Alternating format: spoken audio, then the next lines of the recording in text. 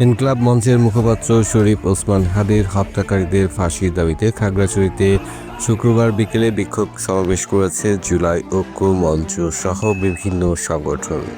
বাদ জুমা কোর্ট মসজিদ থেকে জামায়াত নেতা অ্যাডভোকেট ইয়াকুব আলী চৌধুরীর নেতৃত্বে একটি বিক্ষোভ মিছিল বের হয়। এছাড়া কেন্দ্রীয় জামে মসজিদ সহ বিভিন্ন মসজিদ থেকে জুলাই যোদ্ধাসহ ভারতের আধিপত্য বিরোধী মুসল্লিরা মিছিলে অংশ নেন।